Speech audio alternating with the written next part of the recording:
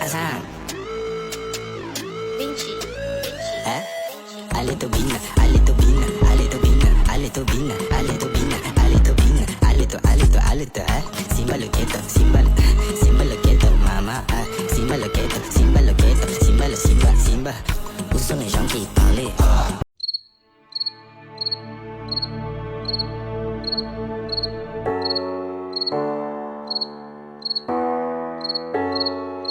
Top 3 most haunted places in Kenya. As we all know, ladies and gentlemen, our forefathers strongly believed in the supernatural and the spiritual here in Kenya, and I'm sure we've all heard stories about this. So today we're going to dive in and look at the top 3 places where there has been paranormal activity spoken of in Kenya. Let's move into it. But number 1, guys, we have the Menengai Cave, which is situated around the Menengai crater. Let's take a look. So the image was of the Menengai crater, which is currently an inactive or dormant volcano, as you'd put it, guys, and it has earned the name Kirima Kiangoma, which literally translates from Kikuyu into the devil's place. The reason being is a lot of tourists who go walking around and into the Menengai cave itself apparently get lost, only to be found hours later by tour guides with no reasoning as to why they actually got lost. That's really creepy. Also, reportedly, some people, it's unacclaimed, unproven, but some people have said they've seen the devil riding on a motorcycle, and apparently sometimes when it rains, people also see a floating umbrella in the sky. Ooh, very interesting. Let's move on to number 2. For number 2, guys, we have the haunted pillar of Mbaraki. Check it out. So this pillar is the second oldest monument after Fort Jesus, roughly 300 years later after Fort Jesus was built, although historians cannot come to the conclusion as to what this pillar was used for. Some people say it may have been an early form of a lighthouse. The locals do, however, believe that there is a spirit which resides in the wall of this pillar that has healing powers. So a lot of women tend to come from very far away and give offerings and do fertility rituals in hopes that they may have children, and also the sick do leave offerings there hoping that they will get better. What do you guys think? Let's move on to number 3. For number 3, last but not least, guys, we have the haunted mansion in Ruiru. Check it out.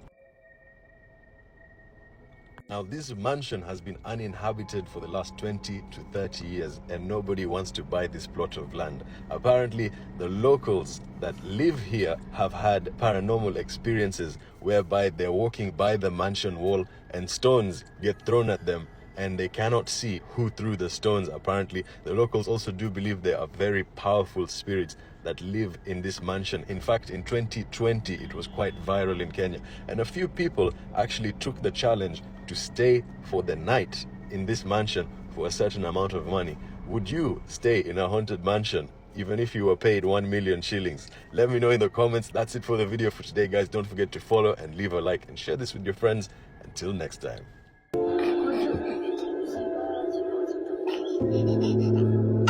You had the audacity to tell me that I will not sell this stick, that nobody can buy. But this is what happened, you know. I took it from the river, and somebody from TikTok reached out with an offer of 10,000. So I took it home and I did some photo shoot for it, because basically I wanted to keep the memories, but I didn't want to keep the stick. So the guy had said he will reach out the next morning. So after the photo shoot, I found that he had reached out and gave me the location to where to deliver. So guys, you should have seen me wrapping it to favor him, you know, to deliver it to him. And guys, so many people reached out with great offers, $1,000, you know, 35,000 Kenyan shillings, but none of you was committing. So this is me taking it to the guy. At some point I had to use public transport, you know, and it was a hell of a journey. At some point I had to use tuk-tuk. It's called tuk-tuk, and that was not funny. But eventually I gave it to my Ndudi guy, and he delivered. And guess what? I received my 10,700 Kenyan shillings. And so to the person who said I could not sell it, I just have to say, wow. This is for entertainment purposes only.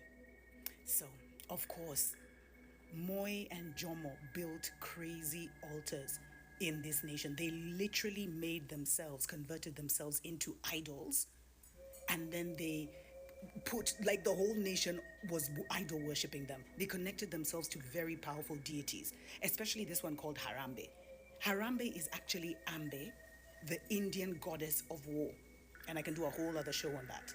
And that's why they used to say Harambe, like hail Ambe, hail the goddess of war, hail Kalima, hail Sekhmet, because that's who Ambe was. And then now Moi took it to the next level with Nyayo, and he put his altar, his temple, where his thing is going through the Mount Kenya, his thimble, whatever, his phallus is going through, piercing Mount Kenya. And that thing has so much wizardry and all kinds of crazy things in it. And people have had such crazy visions about that. But no one was able to replace to take Moi's principality on. No one had that charisma. And that's why when he was checking out, his son, was it Jonathan, who was like his favorite son, or I don't know, whatever, had to check out before him. Jomo, the principality that Jomo carried, because it was a mix between the Brotherhood and now the Agekoyo, when he had worked with the Modomogo. That one was too powerful for one of his sons to inherit, so it was split between the both. Uhunye got the mantle of leadership, but Mohoho got the reign. Mohoho was like the black pope, and Uhunye was like the white pope. If you know, you know. But all these altars are coming down now. If he chases you, don't run. What you just saw was a type of masquerade ceremony in West Africa. These are usually performed by a man dressed in a colorful and elaborate costume that's meant to channel ancestral spirits, almost like being possessed voluntarily. Each costume is linked to a different spirit, and depending on which one they wear, the performance can vary from just a dance to straight up punishment. And in that case, if you run or show fear, you're more likely to get targeted. Now, most of the videos you've seen are from Nigeria, specifically Igbo land, but these ceremonies are performed all over West Africa and are different across ethnic groups. The mirror of African witchcraft. Imagine being able to speak to your ancestors through a mirror. In Africa, there exists a magical mirror, the African mirror, which circulates from house to house, passed from one witch or wizard to another. Each week it offers the chance to connect with ancestral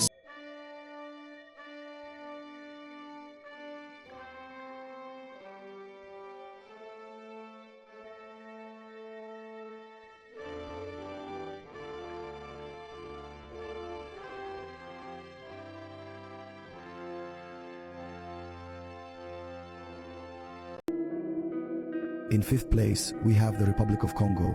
Here, witchcraft is said to be practiced across all ages in the region. In fact, in a 2013 report, a staggering 50,000 children were accused of witchcraft in the Republic of Congo.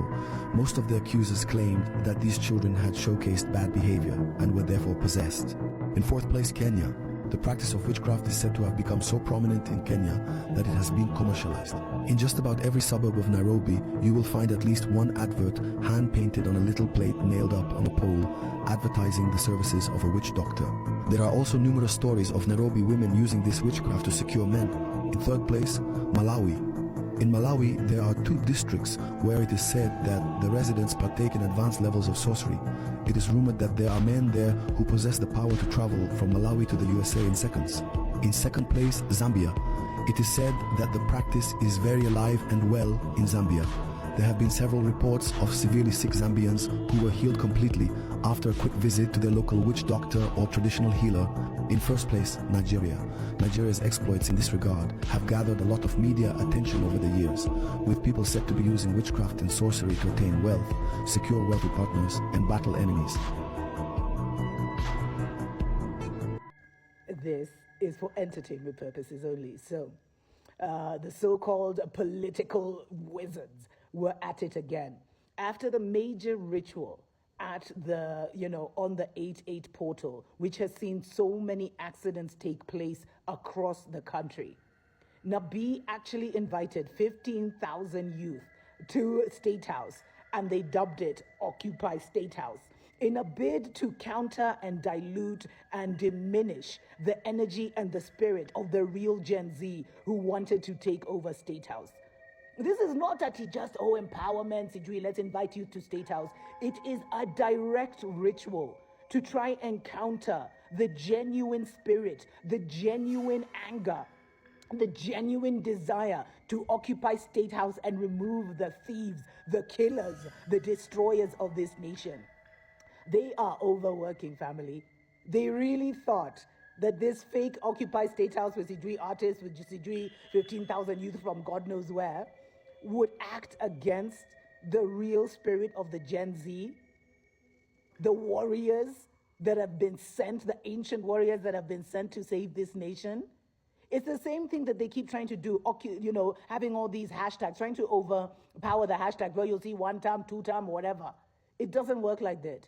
The spirit has already spoken. Whether it's not today, whether it's tomorrow, whether it's the next day, the spirit has spoken. And one day, the real ones will occupy State House. Because it's done. Spiritually, this thing is done, family. And they're still trying to use so much wizardry and power when the age has already ended. The dispensation has ended. We are in a new dispensation. And the Most High, the ancestors, have said that Kenya will return to its rightful rulers. Puppets, puppet masters, and all foreign altars will be brought down in our generation. It cannot be stopped by petty wizardry. It cannot be stopped by lesser magic. It cannot be stopped by trying to create a fake Occupy State House and thinking that that will somehow remove the real, authentic spirit and energy. Where 10,000, actually more than 10,000, thousands and thousands of youth walked to State House and was stopped by the jinns and, all kinds of magic and, energetic weapons. It doesn't happen like that. It's over.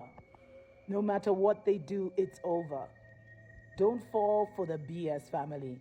And don't for a minute think that they win. Soon and very soon, it will be over for the politicians as we return to the ancient order of this sacred land. It is what it is, and if you know, you know.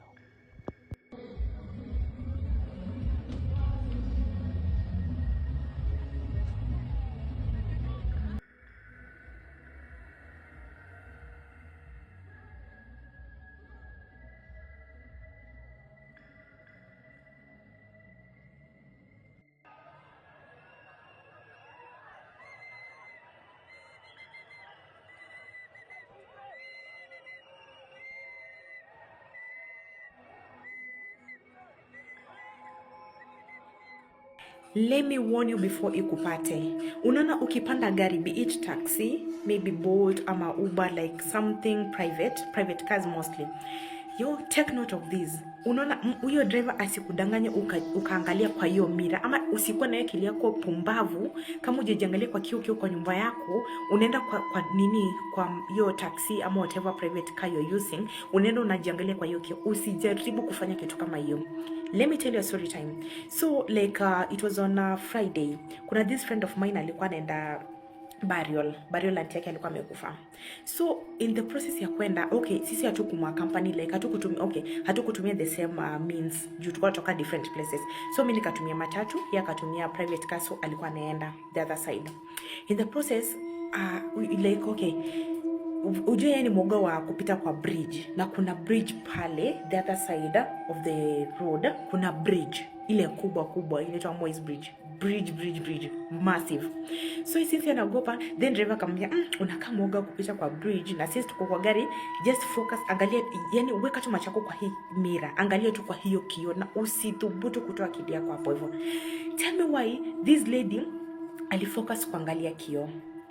And in the process, hiyo kioo I think ilimpatia that vision on her mom's death. Like ilimuonyesha, like alijifeel like ameua mama yake, alistabu mama yake. So yeye kushtuka, actually by good luck alikuwa amefika wapi? Matanga. Then we tulifika, tukampata tu akolongi atalia ati yake or something. I was like, kuna shida mahali, because you're not like, this is not the normal you. Akaniambia, Barbara, mimi niko na shida. Actually nilikuwa nakuja, this and this happened, and this driver akaniambia nijiangalie kwa hiyo kioo, na nikafocus for sure, niliangalia hiyo kioo, but hiyo kioo haikai real kioo. Mimi I don't know what happened to me, nikajiona like dunga mamangu kisu, and it felt very real. Nikamwambia no, hakuna kitu kama itafanyika. And I was like, just pray, like hiyo ni kitu maybe imekuja, just cast it, ni wewe uikatae kwa jina la Yesu, like just mention the name of Jesus, the name of God, the name of Father, just mention it na haitafanyika, you cast it. And it was like, mimi siamini hizo, lakini mimi I know, mimi I just love my mom or something. But this happened, kitu imefanyika, mimi for sure. Tende part 2. This is for entertainment purposes only. So 27 years ago today, on August 7th, 1998, was the first false flag in Kenya and the first group blood ritual by the Brotherhood. I'm talking about the US Embassy bomb blast. And it was a twin bomb blast, by the way, because it took place in Kenya and Tanzania at the exact same time. This was the first time Al-Qaeda and Osama bin Laden were introduced to the international stage. Why did they choose Kenya? And it was the day before Lionsgate, before anyone knew what Lionsgate was, and the day before a full moon. And that false flag changed the course of international destiny and introduced international terrorism to the global narrative. 225 Kenyans, or people, because also Americans lost their lives, were literally sacrificed. And they say 4,500 people were injured. This was the first massive ritual of the New World Order agents that are ruling the world through Kenya today. If you know, you know. A lot of Kenyan victims were never compensated. That's what usually happens when it's a ritual. You don't get compensated because you're the sacrifice to the gods. And that space, which is in the heart of Nairobi, was turned into an altar, a memorial for sijui who, for sijui what. This is where all our problems started, family. And if you've seen what has emerged about who is behind Al-Qaeda and about Osama possibly being a CIA agent, then maybe you'll inner and understand the role of Kenya in this global politics, in this global matrix, and how important we are. Because that so-called bomb blast opened the doors to a whole new world order. They're not implementing the new world order. They already started implementing it back in 1998. And they say by 2027, that new world order will now be fully engraved. But thank God for us that there are prophecies that say their world will end, that world system will end in 2027. And that is why you're seeing so much activity on the motherland. That's why the ancient ones and the ancestors have woken us up to demand our freedom, because it all comes to an end in 2027. If you know, you know.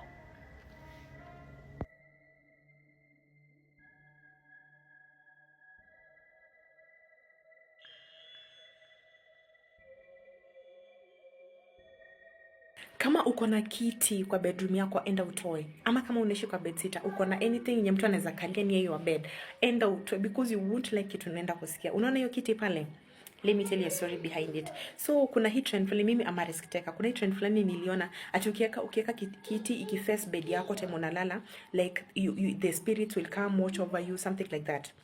I tried it yesterday. So kitu nilifanya, ujue you can't tell that the spirit iko along because unalala. Nikachukua food leftover nilibaki, nikaweka kwa hiyo kitchen, nikaweka karibu na kitanda yangu. Tell me why nimeamka asubuhi nikapata part of the food like niligawa mara mbili, kidogo kidogo, in 3 sections. One section I'm going to share that video, and for sure spirits do exist. Kuna some spirits zenye ziko like, yo, that thing inashtua. I'm going to share that video. Part 2 naenda kushare hiyo video. And usijaribu kama uko na jerrycan hapo karibu na kitanda yako, enda toa kiti, enda toa, like iwe just plain, iwe plain, because you never know, vitu zitakuzi kunyongea. Okay, hii kesi nilipatana nayo na lazima ningewaletea. So there was this mama alikuwa anaongea na sister yake, and it only happens akiongea na sister yake, so wanaongea, simu ina cut, alafu kuna kuwa na weird noises, ni kama breeze nini, alafu wanasikia ni kama kuna mtu ana whisper, but hawasikia anasema nini. Inafika point inaanza kuwa clear kidogo, wanasikia majina zao zikitajwa, but it is not clear. So one day waliona hiki kitu ni weird juu ina happen sana, wakaamua kuirecord. So walirecord, mama alitumia the sound this audio ndo waongeze sauti ndo wasikie what these voices were saying, kwa sababu ilikuwa whispers, and this was the audio that came up.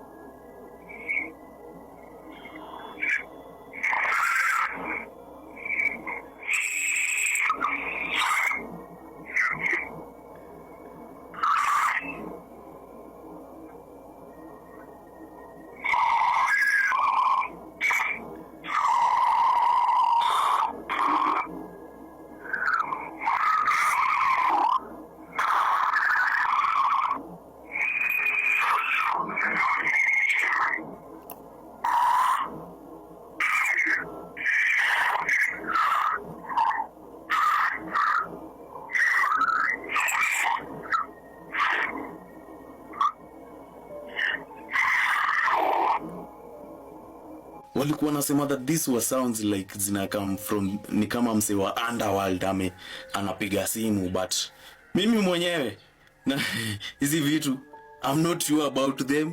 Sijui what is happening, but this is what I found and I had to bring them to you. What do you think about it? Just to take your head off it. Nataka mniambie hii flag ni ya country gani? Please, hii flag ni ya country gani? Mniambie.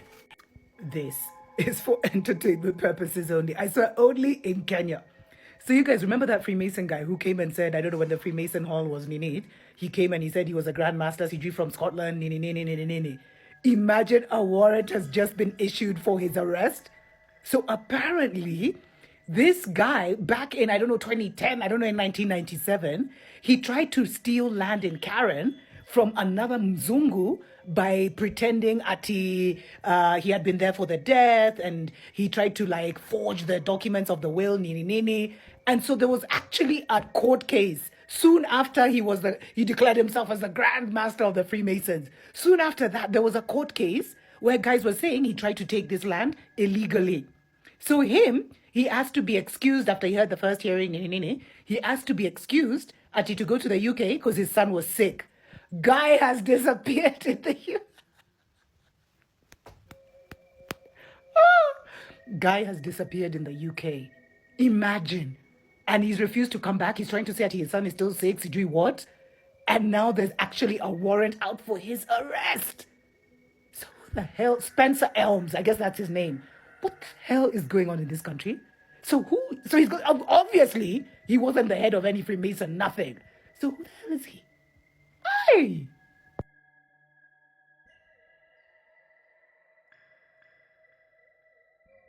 So unasikianga je ukiona kuma? Yaani unaona hiyo kitu unasikia feel tu. Aje what's the feeling? Fungua nione. Can you explain? Mimi like sielewi. Like mimi sielewi. Jule kunaweza panulia mtu mguu. Aya sapanua basi. Testosterone yenu inakuanga juu na mnakuanga visual. Nyinyi mnakuanga visual creatures. So once you see something, mna visualize everything. So I guess mnaona hiyo flower mnasema. Hata vile sasa niko hivi naona tu uchi. Unajua mwanaume anaona hata unaona mwanaume anaweza kuona uchi akulete anakukula amekaa tu hivi lakini anakukula mbaya sana, sababu ukipata mwanaume anachapa marizazi na inaua hakuna